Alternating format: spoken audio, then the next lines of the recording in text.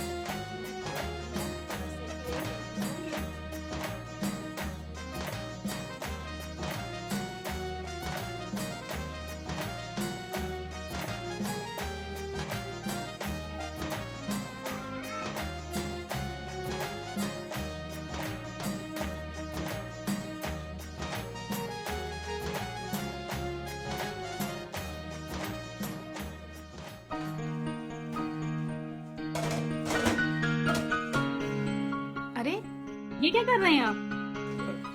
वो दरअसल बाहर रहकर मुझे आदत हो गई है अपने किचन को खुद साफ रखने की। वैसे भी कल मैं वापस जा ही रहा हूँ, तो पुरानी आदतें भी याद आने लगी हैं। मुझे भी साथ ले चले ना आप। अभी बहुत मुश्किल है, अगली बार।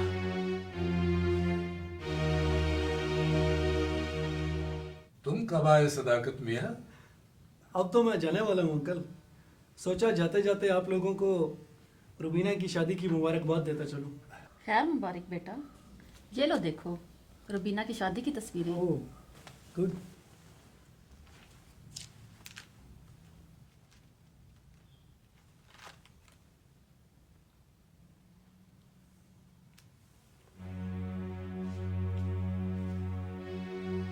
ये है रुबीना का मियाँ? मेरा मतलब है ये आतिफ।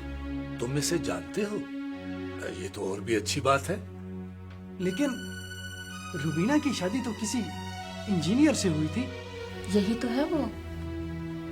अच्छा, क्या बात है सदाकत भाई? क्या बात बताऊं? अगर मैं ये कहूं कि ये बंदा इंजीनियर नहीं है तो यकीनन आप लोगों को अच्छा नहीं लगेगा।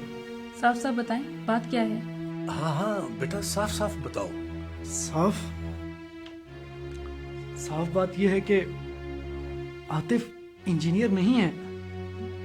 पहले ये मेरे साथ एक होटल में बर्तन धोया करता था, फिर ये शिकागो चला गया।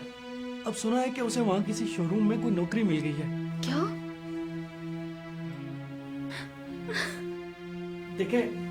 देखे मैं ये बिल्कुल नहीं चाहता था कि आप लोग परेशान हो।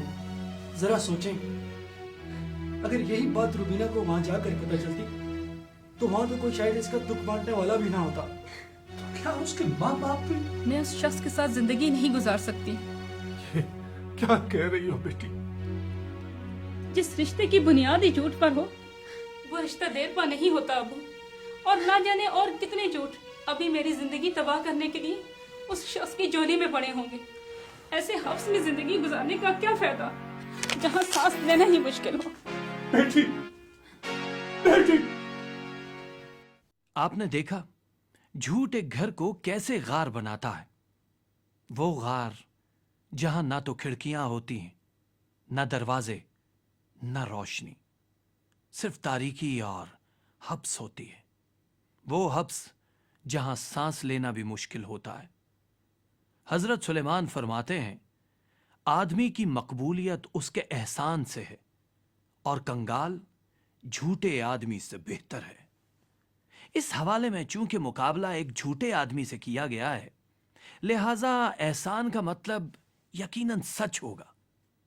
कुछ लोग फायदा हासिल करने के लिए झूठ का सहारा लेते हैं और रिश्ते भी बना लेते हैं। झूठ की बुनियाद ज्यादा मजबूत नहीं होती। सच कड़वा तो हो सकता है, लेकिन सच की बुनियाद बहुत मजबूत होती है। सच ही इज्जत बनाता है। लो बहन, देखो चांद का टुकड़ा है लड़की। हमारा बेटा कौन सा कम है, इंजीनियर है। बेगम, ये बात उसे खुद कहने दो। लड़की तो अच्छी है। आज शाम आतिफ भी आ रहा है। थोड़ी सी छुट्टी है, फौरन ही शादी की बात करनी होगी। ये तो बहुत खुशी की बात है। देखें भाई साहब, मोहल्लेदार है, खूबसूरत लड़की है। भाई साहब, वो आपके दोस्त है ना इदरीस साहब, उनके साथ वाली गली में ही रहते हैं ये। जी जी। अच्छा अच्छा। माशाल्लाह, बड़ी प्यारी बेटी है। हमें तो ऐसी ही बहू चाहिए थी। तो बेटा आप किस स्टेट में होते हैं? अंकल शिकागो में हूँ। इंजीनियर? नहीं अंकल। तो क्या फिर डॉक्टर? नहीं अंकल, ये आपसे किसने कहा? तो फिर क्या करते हो तुम? अंकल, ना तो मैं कोई डॉक्टर हूँ, ना कोई इंजीनियर हूँ, सिर्फ एक मजदूर हूँ। हाँ, वैसे पढ़ा लिखा हूँ। डिग्री लेकर जब मैं नौकरी के लिए निकला तो नौकरी नहीं मिली। फिर बाहर जाने के बारे में सोचा तो माँ का कुछ जेवर बेचा और निकल गया। अंकल, मैंने बहुत मेहनत की, अखबारें बेची, पेट्रोल पंप पे काम किया। काफी अर्से तक तो मैं बर्तन भी धोता रहा। अब जाकर एक शोरूम पर सेल्समैन की नौकरी मिली है। क्या कह रहे हो बेटा? सच कह रहा हूं अंकल। वो इसलिए कि रिश्तों की बुनियाद अगर झूठ पे रखी जाए तो वो मजबूत नहीं होते। वैसे भाई साहब, हमारा बेटा है बहुत मेहनती और इसी के भेजे हुए पैसों से हमने थोड़ी बहुत जमीन खरीद रखी है। और इंशाल्लाह बहुत जल्द ही वहाँ पर एक मकान भी बन जाएगा। है जी।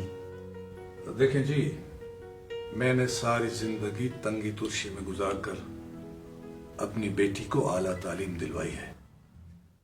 मेरा ख्वाब है कि उसकी शादी किसी डॉक्टर या इंजीनियर के साथ हो, ताकि वो अपनी जिंदगी पुरसकून और पुरआसाइश गुजार सके। अंकल, मैंने तो सच आपके सामने रख दिया है। ठीक है बेटा, लेकिन मैं अपनी बेटी से मशवरा कर लूं। अंकल, ये तो और भी अच्छी बात है।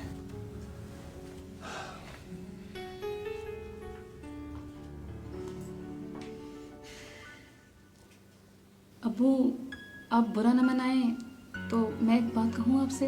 हाँ कहो बेटी।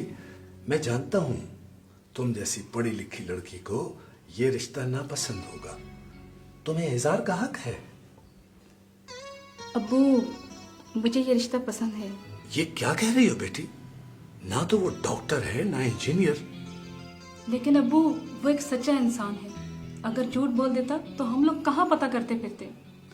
लेकिन बेटी, वो वहाँ सिर्फ मेहनत मजदूरी करता है। लेकिन अम्मी, इस बात का इत्मीनान तो है कि वो कभी झूठ नहीं बोलेगा, और अचानक किसी बात के खुल जाने से मुझे दुख नहीं होगा। शाबाश बेटी शाबाश, तालीम ने तुम्हें वाकई रोशन ज़हन बना दिया है।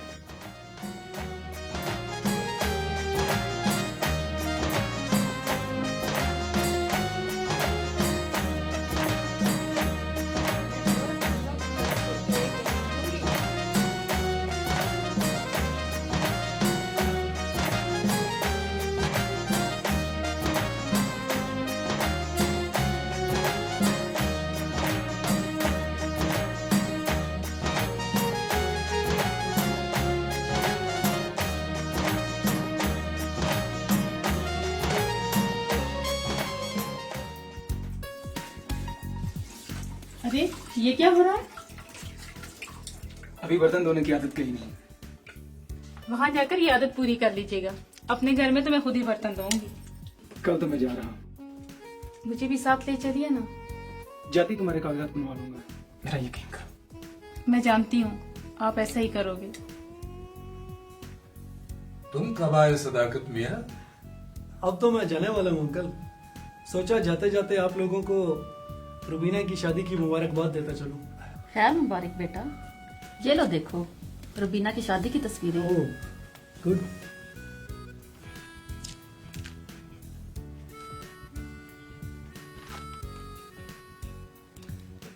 अरे, ये है रुबीना का दूल्हा?